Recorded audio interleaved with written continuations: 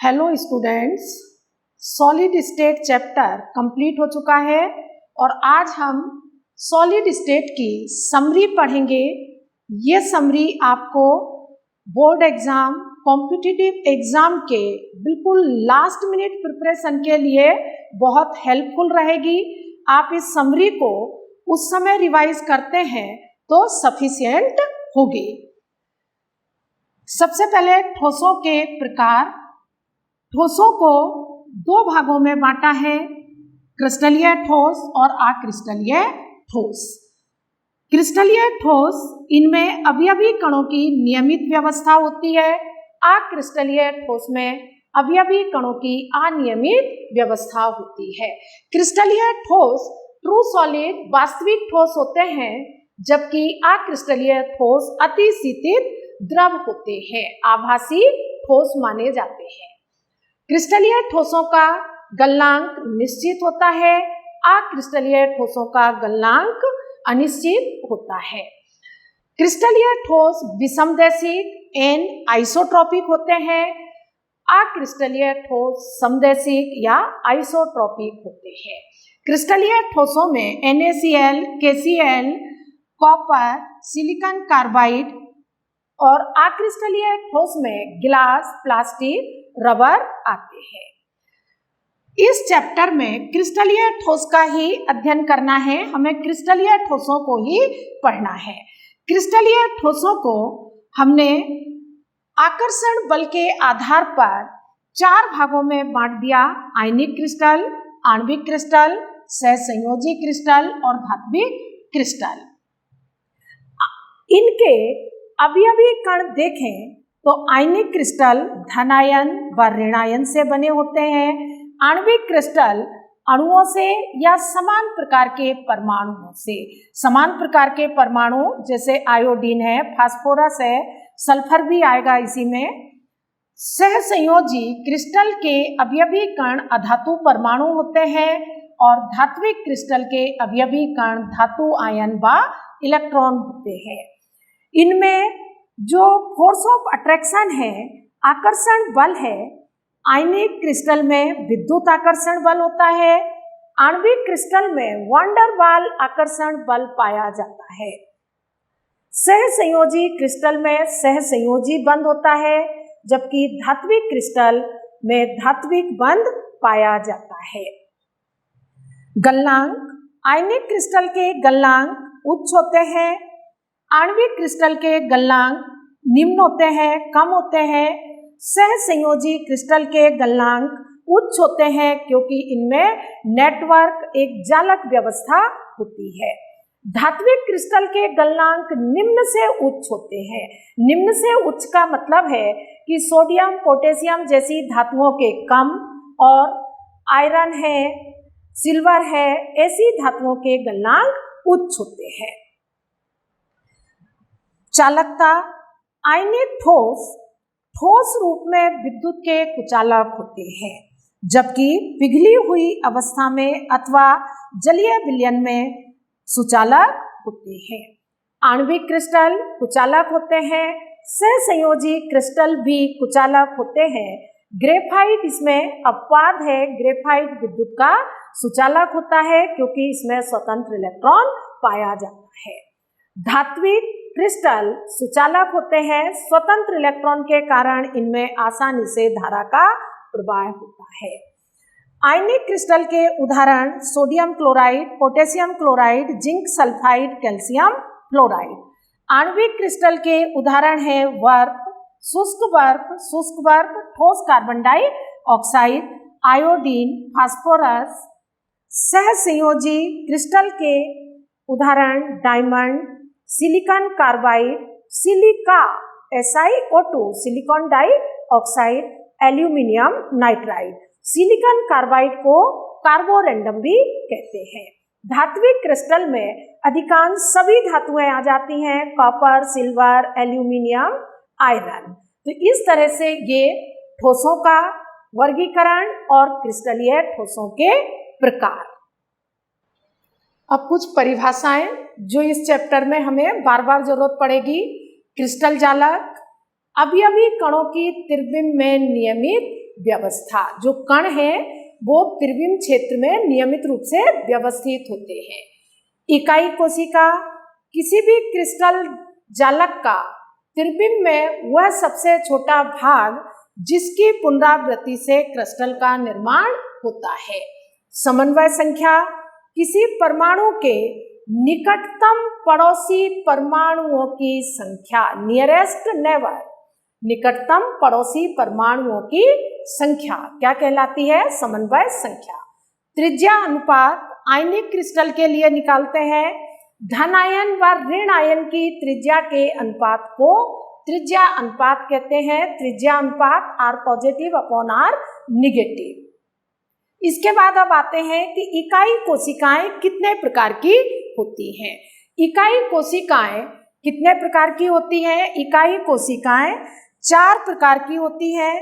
सरल घनीय इकाई कोशिका, जिसमें अवयवी कण केवल कोनों पर होते हैं। ये कोनों पर अवयवी कण और इनका 1/8वां हिस्सा ही इकाई कोशिका में होता है। तो कोनों पर 8 × 1/8 1, इस तरह से कुल परमाणुओं की संख्या 1। फलक केंद्रित घनीय इकाई कोशिका, जिसमें अवयवी कण कोनों के साथ साथ फलक पर भी उपस्थित होते हैं। कोनों पर 8 × 1/8 1, फलक पर 6 × 1/2 3, तो कुल परमाणुओं की संख्या 4। अंतः केंद्रित घनीय इकाई कोशिका, जिसमें परमाणु या अवयवी कण कोनों के साथ साथ केंद्र पर भी उपस्थित हैं। कोनों पर 8 × 1/8 1, केंद्र पर 1 जो स्वतंत्र होता है, और कुल परमाणुओं की संख्या 2।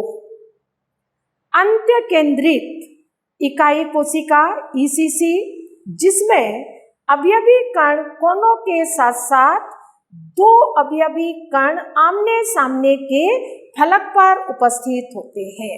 तो कोनों पर 8 × 1/8 1, फलक पर 2 × 1/2 1, तो इस तरह से कुल परमाणुओं की संख्या 2 होगी। इसमें आपको ये रैंक याद रखना है, इसकी हमें आगे बहुत जरूरत पड़ती है। अब हम सेल पैरामीटर के आधार पर क्रिस्टल तंत्र कितने प्रकार के होते हैं ये पढ़ेंगे। तो सेल पैरामीटर क्या है? सेल पैरामीटर 2 होते हैं, एक अक्षीय लंबाई और दूसरा अक्षीय कोण। अक्षीय लंबाई तीनों एक्सिस, एक्स अक्ष की लंबाई, वाई अक्ष की लंबाई और जेड अक्ष की लंबाई, तो ये ABC से डिनोट करते हैं। अक्षीय कोण ए के सामने का कोण अल्फा, बी के सामने का कोण बीटा और सी के सामने का कोण गामा। तो इस तरह से अक्षीय कोण को अल्फा, बीटा और गामा से डिनोट करते हैं। सेल पैरामीटर के आधार पर क्रिस्टल तंत्र 7 प्रकार के होते हैं, जिनमें अक्षीय लंबाई और अक्षीय कोण में वेरिएशन होता है। सबसे पहले घनीय, जिसमें तीनों भुजाएं बराबर होती हैं। A = B = C, alpha = beta = gamma = 90 degree. दूसरा है द्विसमलंबाक्ष चतुष्कोणीय टेट्रागोनल, इसमें 2 भुजाएं बराबर होती हैं, तीसरी भुजा बराबर नहीं होती। A = B ≠ C, पर तीनों एंगल अल्फा, बीटा, गामा बराबर होते हैं और 90 के होते हैं। विषम लंबाक्ष या ऑर्थोरोम्बिक में तीनों जो अक्षीय लंबाई है वो आपस में बराबर नहीं होती है, पर तीनों कोण बराबर होते हैं, अल्फा, बीटा, गामा, और तीनों ही 90 डिग्री के होते हैं। एकंताक्ष मोनोक्लिनिक में तीनों अक्षीय लंबाई आपस में बराबर नहीं है, 2 कोण अल्फा और गामा बराबर हैं और 90 डिग्री के हैं, पर बीटा कोण 90 डिग्री का नहीं है। तिरंताक्ष ट्राइक्लिनिक सबसे कॉम्प्लिकेटेड, सबसे जटिल स्ट्रक्चर है ये। इसको अलग से याद भी रखना है आपको। इसमें ना तो भुजा की लंबाई बराबर होती है, ना कोण बराबर होते हैं और ना 90 के बराबर होते हैं। षटकोणीय में ए और बी बराबर है पर सी बराबर नहीं होती। अल्फा और बीटा 90 डिग्री के होते हैं पर गामा एंगल 120 डिग्री का होता है। त्रिकोणीय या त्रिसमांताक्ष, रोम्बोहेड्रल, ट्राइगोनल, इसमें तीनों भुजाओं की लंबाई बराबर होती है। A = B = C। तीनों एंगल आपस में तो बराबर होते हैं पर 90 डिग्री के नहीं होते। इन क्रिस्टल तंत्र को ब्रेबस ने इनमें कितने प्रकार की इकाई कोशिकाएं संभव है उस आधार पर 14 भागों में बांटा है। 14 प्रकार के ब्रेबस जालक संभव है।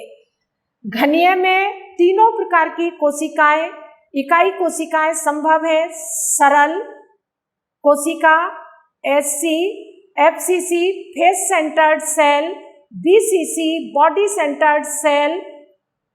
द्विसमलंबाक्ष में केवल 2 प्रकार की यूनिट सेल होती है, सिंपल सेल, सरल कोशिका, BCC, बॉडी सेंटर्ड सेल। विषम लंबाक्ष में चारों प्रकार की इकाई कोशिकाएं पाई जाती हैं। चारों प्रकार की व्यवस्था होती है, सरल, फलक केंद्रित, अंतः केंद्रित और अंत्य केंद्रित, SC, FCC, BCC और ECC।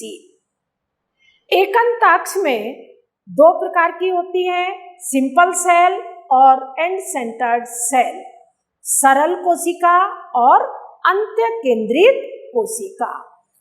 जो 3 और बचे हैं, तिरंताक्ष, षटकोणीय और त्रिकोणीय, इसमें केवल सरल सेल पाई जाती है।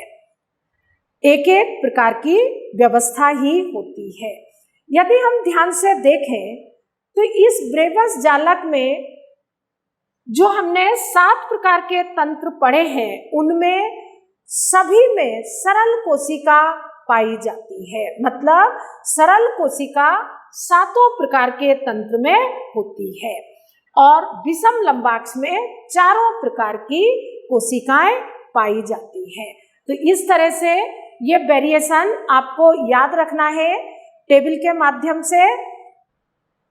अब हम पढ़ेंगे विभिन्न प्रकार की इकाई कोशिकाओं में अक्षीय लंबाई A, त्रिज्या R में संबंध, निकटतम परमाणुओं के बीच की दूरी D और टेट्राहेड्रल बॉयड चतुष्फलकीय रिक्तकी व ऑक्टाहेड्रल बॉयड अष्टफलकीय रिक्तकी की संख्या। तो यहाँ मुख्य रूप से 3 प्रकार की इकाई कोशिकाओं के लिए आपको पढ़ना है। सरल घनीय, सरल घनीय इकाई कोशिका की रैंक कुल परमाणुओं की संख्या 1, जो संबंध है R = A/2, ये हम पिछले लेक्चर्स में सॉल्व कर चुके हैं। 2 परमाणुओं के बीच की दूरी, तो 2 परमाणुओं के बीच की दूरी त्रिज्या से दुगनी होती है। क्या आ जाएगा? D = A। चतुष्फलकीय रिक्तियों की संख्या 2Z, जितनी रैंक होती है उससे दुगनी, यहाँ 1 है तो चतुष्फलकीय रिक्तकी 2। अष्टफलकीय रिक्तियों की संख्या किसी इकाई कोशिका में उपस्थित परमाणुओं की संख्या के बराबर होती है, 1। फलक केंद्रित के लिए रैंक 4 है, परमाणुओं की संख्या 4। A और R में संबंध R = √2a/4, इसको हम इस तरह से भी लिखते हैं R = a/√8। D = √2a/2 और इसको इस तरह से भी लिख सकते हैं D = a/√2। चतुष्फलकीय रिक्तकी की संख्या इससे दुगनी होगी, 8। अष्टफलकीय रिक्तकी की संख्या इसके बराबर होगी, 4।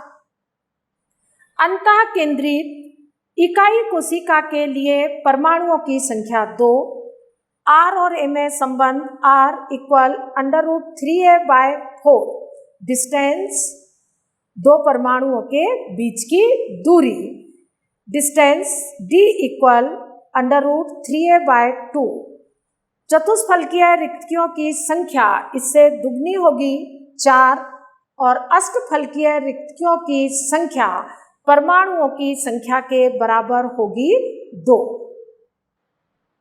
अब देखते हैं संकुलन या पैकिंग। किसी क्रिस्टल में अवयवी कणों द्वारा घेरा गया स्थान। संकुलन 3 प्रकार का होता है, एक विमीय, द्विविमीय और त्रिविमीय। एक विमीय संकुलन में व्यवस्था एक ही दिशा में होती है और समन्वय संख्या 2 होती है। द्विविमीय संकुलन 2 प्रकार का होता है, 2D वर्गाकार जिसमें पंक्ति की व्यवस्था A होती है, सभी पंक्तियां समान होती हैं, समन्वय संख्या 4 होती है। 2D षटकोणीय, इसमें पहली पंक्ति से दूसरी पंक्ति भिन्न होती है पर पहली, तीसरी, पांचवी पंक्ति समान होती है और दूसरी, चौथी और छठी पंक्ति समान होती है। यहाँ समन्वय संख्या 6 होती है। 3D त्रिविमीय वर्गाकार संकुलन में सभी परतें समान होती हैं और समन्वय संख्या 6 होती है। 3D षटकोणीय HCP में पहली परत, तीसरी परत, पांचवी परत समान होती है पर दूसरी, चौथी और छठी परत आपस में समान होती है। इस व्यवस्था को ABAB व्यवस्था कहते हैं। यहाँ समन्वय संख्या 12 होती है। 3D घनीय CCP में 3 परत, पहली 3 परत भिन्न भिन्न होती है, ABC व्यवस्था कहते हैं। फिर चौथी, पांचवी और छठी पंक्ति पहली, दूसरी और तीसरी परत के समान होती है। यहाँ समन्वय संख्या 12 होती है। इस तरह से आप इस टेबल की सहायता से व्यवस्था, अवयवी कणों की व्यवस्था और समन्वय संख्या याद रख सकते हैं। अब हम पढ़ते हैं संकुलन क्षमता। किसी इकाई कोशिका में उपलब्ध स्थान में से अवयवी कणों द्वारा जितना स्थान घेरा जाता है वो संकुलन क्षमता कहलाती है। इसे हम संकुलन प्रभाज और संकुलन क्षमता के रूप में ज्ञात करते हैं। सरल घनीय इकाई कोशिका के लिए संकुलन प्रभाज 0.524, संकुलन क्षमता संकुलन प्रभाज को 100 से गुणा कर देंगे तो क्या आ जाएगा, संकुलन क्षमता 52.4% और जो रिक्त स्थान शेष बचता है वो 47.6%। फलक केंद्रित इकाई कोशिका FCC के लिए 0.74, संकुलन क्षमता 74%, रिक्त स्थान 26%। अंतः केंद्रित इकाई कोशिका BCC के लिए संकुलन प्रभाज 0.68, संकुलन क्षमता 68% और रिक्त स्थान 32%। षटकोणीय बंद संकुलन हेक्सागोनल क्लोज पैकिंग के लिए संकुलन प्रभाज 0.74, संकुलन क्षमता 74% व रिक्त स्थान 26%। घनीय बंद संकुलन क्यूबिक क्लोज पैकिंग के लिए संकुलन प्रभाज 0.74, संकुलन क्षमता 74% और रिक्त स्थान 26%। इस तरह से इस टेबल से आप संकुलन क्षमता, संकुलन प्रभाज और रिक्त स्थान याद रख सकते हैं। अब हम पढ़ते हैं ठोसों में दोष, डिफेक्ट्स इन सॉलिड। ठोसों में दोष 2 प्रकार के होते हैं, बिंदु दोष और इलेक्ट्रॉनिक दोष। इलेक्ट्रॉनिक दोष इलेक्ट्रॉन के कारण होते हैं। बिंदु दोष 3 प्रकार के होते हैं, रस समीकरण मिति दोष, अरस समीकरण मिति दोष और अशुद्धि दोष।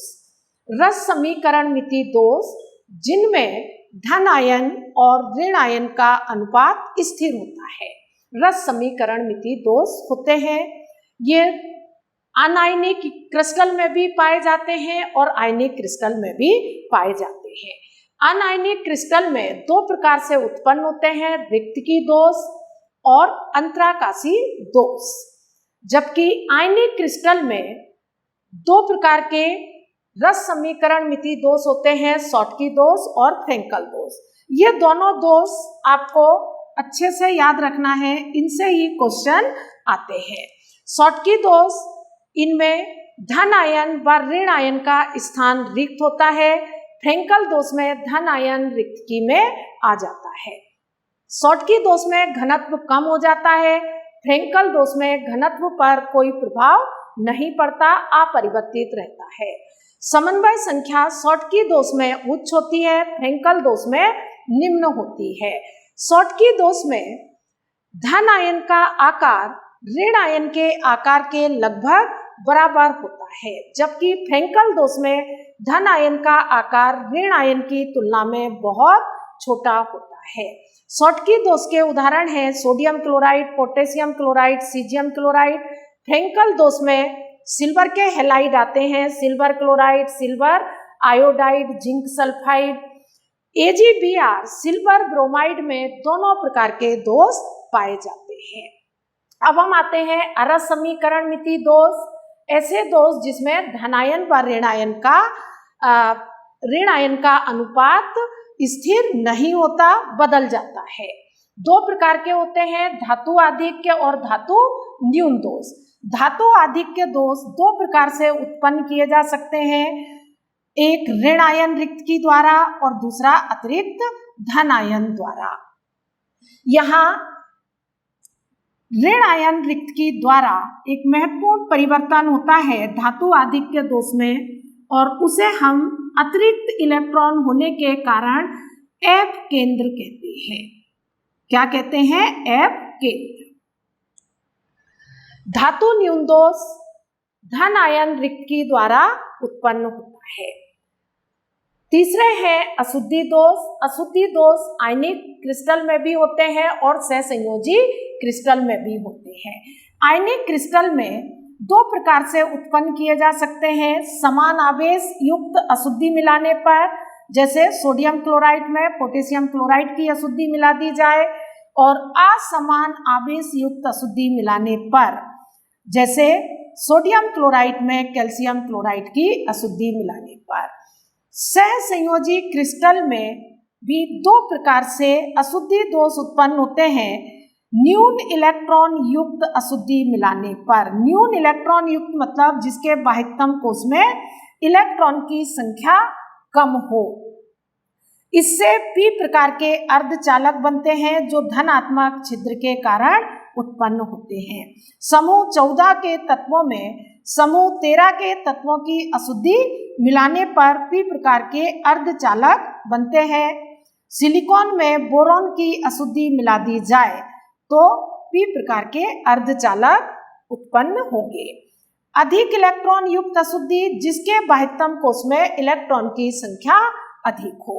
यहाँ अतिरिक्त इलेक्ट्रॉन के कारण n प्रकार के अर्धचालक बनते हैं और ये समूह 14 के तत्वों में समूह 15 के तत्वों की अशुद्धि मिलाने पर उत्पन्न होते हैं। इस तरह से ये अशुद्धि दोष का पूरा एक चार्ट है जो आपको एक बार पढ़ना है। इसमें शॉटकी दोष, फ्रेंकल दोष को बहुत अच्छे से पढ़ना है और पी प्रकार और एन प्रकार के अर्धचालक भी अच्छे से याद करना है। अब हम ठोसों के कुछ गुणों की चर्चा करेंगे। पहले ठोसों में विद्युतीय गुण। विद्युतीय गुण के आधार पर ठोसों को 3 भागों में बांटा, सुचालक, कुचालक और अर्धचालक। सुचालक जिनमें से धारा का चालन होता है, कॉपर, सिल्वर, एल्यूमिनियम समस्त धातुएं इसके अंतर्गत आ जाती हैं। कुचालक जिनमें से धारा का चालन नहीं होता, लकड़ी, वुड, प्लास्टिक, रबर। तीसरे हैं अर्धचालक। अर्धचालक जो शुद्धतम रूप में विद्युत के कुचालक होते हैं पर गर्म करने पर या अशुद्धि मिलाने पर धारा का चालन करते हैं। इन्हें 2 भागों में बांटा है, अंतरा अर्धचालक ये शुद्ध पदार्थ के रूप में उपयोग किए जाते हैं। यदि इनका ताप बढ़ा दिया जाए तो इनमें से धारा का चालन होने लगता है। दूसरे हैं बाह्य अर्धचालक, जो अशुद्धि मिलाने पर चालकता उत्पन्न करते हैं और दो प्रकार के अर्धचालक बनाते हैं, एन प्रकार के अर्धचालक और पी प्रकार के अर्धचालक।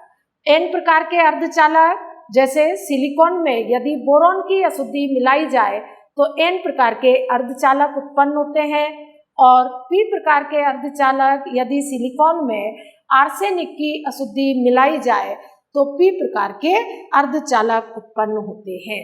दोनों प्रकार के अर्धचालक हम अशुद्धि दोष में डिटेल में पढ़ चुके हैं। ठोसों के चुंबकीय गुण में, तो ठोसों का चुंबकीय गुण चुंबकीय आघूर्ण के रूप में व्यक्त करते हैं। चुंबकीय आघूर्ण म्यू बराबर होता है n+2। यहाँ n जो है ये अयुग्मित इलेक्ट्रॉन की संख्या है। चुंबकीय गुणों के आधार पर पदार्थों को 5 भागों में बांटा गया: प्रतिचुंबकीय, अनुचुंबकीय, लोह चुंबकीय, प्रतिलोह चुंबकीय और लघु लोह चुंबकीय। प्रतिचुंबकीय पदार्थ इनको यदि चुंबकीय क्षेत्र में रखा जाए तो ये प्रतिकर्षित होते हैं, क्योंकि इनमें सभी इलेक्ट्रॉन युग्मित होते हैं। टाइटेनियम डाइऑक्साइड है, सोडियम क्लोराइड है, ये प्रतिचुंबकीय पदार्थ है। अनुचुंबकीय पदार्थों को चुंबकीय क्षेत्र में ले जाने पर आकर्षित होते हैं, क्योंकि इसमें अयुग्मित इलेक्ट्रॉन उपस्थित होते हैं। Titanium oxide Cu2 positive, Fe3 positive. लोह चुंबकीय, ये चुंबकीय क्षेत्र में ले जाने पर प्रबलता से आकर्षित होते हैं, क्योंकि इनमें अधिक संख्या में अयुग्मित इलेक्ट्रॉन उपस्थित होते हैं। Iron, cobalt, nickel. प्रतिलोह चुंबकीय, ऐसे पदार्थ जिनका नेट चुंबकीय आघूर्ण 0 होता है, इसमें अयुग्मित इलेक्ट्रॉन का चुंबकीय आघूर्ण निरस्त हो जाता है और ये प्रतिलोह चुंबकीय हो जाते हैं। Iron oxide FeO, manganese oxide MnO, manganese dioxide MnO2। लघु लोह चुंबकीय, इनका नेट चुंबकीय आघूर्ण कुल चुंबकीय आघूर्ण 0 नहीं होता, ये क्षीण चुंबकीय गुण प्रदर्शित करते हैं। इनमें अयुग्मित इलेक्ट्रॉन का चुंबकीय आघूर्ण निरस्त नहीं होता। Fe3O4 magnetite, Zn Fe2O4 ferrite, ये लघु लोह चुंबकीय पदार्थ के उदाहरण हैं। इस प्रकार से ये ठोसों के गुण। और लास्ट में हम 2 सूत्र देखते हैं। एक इकाई कोशिका का घनत्व। इकाई कोशिका का घनत्व इस सूत्र के माध्यम से ज्ञात करते हैं। D बराबर Z/m/n0AQ। यहाँ D इकाई कोशिका का घनत्व है, Z प्रति इकाई कोशिका परमाणुओं की संख्या। विभिन्न इकाई कोशिकाओं में कुल परमाणुओं की संख्या कितनी होती है वो Z है। M परमाणु द्रव्यमान है। N0 एवोगैड्रो संख्या है 6.02 × 10⁻23। A किनारे की लंबाई है, या A³ कहें तो A³ यहाँ आयतन है। दूसरा एक सूत्र है ब्रेग समीकरण। ब्रेग समीकरण, इसकी सहायता से किसी क्रिस्टल की 2 परतों के बीच की दूरी ज्ञात की जाती है। n lambda = 2d sin theta. यहाँ n पूर्णांक है, लैम्डा तरंग दैर्ध्य है और d 2 परतों के बीच की दूरी है। इस तरह से हमारा ये चैप्टर इस वीडियो में कंप्लीट हुआ। लास्ट वीडियो में हमने पूरे चैप्टर की समरी रिवाइज की। यदि आपको यहाँ कोई डाउट आती है तो पिछले वीडियोस देखें उस टॉपिक से संबंधित। इस वीडियो के डिस्क्रिप्शन बॉक्स में एक क्वेश्चन पेपर दिया है, उसे सभी सॉल्व करें। उस क्वेश्चन पेपर के आंसर अगले वीडियो के डिस्क्रिप्शन बॉक्स में आपको मिल जाएंगे। Thank you for watching the video.